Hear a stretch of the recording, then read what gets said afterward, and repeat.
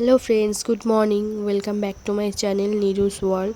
আজকে থেকে আমি ঠিক করেছি যে আমি প্রতিদিন না হলেও একটা করে মিনি ব্লগ দেওয়ার চেষ্টা করব। অ্যাকচুয়ালি আমার শরীরটা খুব খারাপ ছিল, তাই জন্যই আমি কোনো ভিডিও করছিলাম না বা পোস্টও করছিলাম না। আশা করি গলা শুনে বুঝতেই পারছো।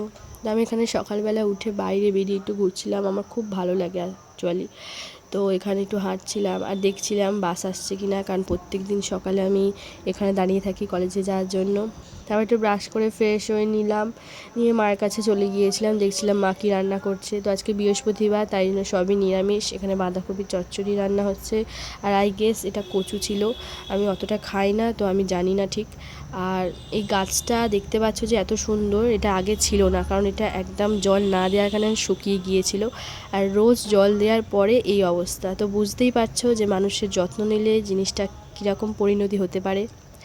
এই ঘুরে ঘুরে দেখছিলাম, ভালো লাগছিল। আর বৃষ্টির পর পরিবেশটা এত সুন্দর লাগে, মানে সেটা তোমরা নিজের চোখে না দেখলে কখনোই কেউ বিশ্বাস করবে না। আর এই যত ফুল দেখতে পাচ্ছ সবই আমাদের গাছে হয়, কারণ আমাদের বাড়িতে প্রচুর ফুল গাছ রয়েছে। সকালে ব্রেকফাস্ট করার জন্য আমি এখানে চলে এসেছি।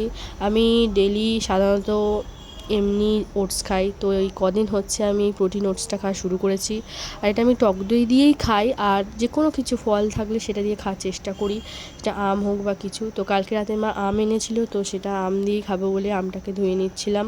ধুয়ে নেওয়ার পর একটু কাটাকুটি করে ওগুলো আমটা দিয়ে দিলাম। আর প্রোটিন ওটস একটু তিতা টাইপের হয় বলে এটা যে কোনো ফল মিষ্টি জাতীয় কিছু জিনিসের সাথে খেলে ভালো লাগে। এবার আমি তো চিনি দিয়ে খেতে পারি না, তাই জন্যই আমটা দিয়েই খেলাম। তো এটাই ছিল আমার সকালের ব্রেকফাস্ট।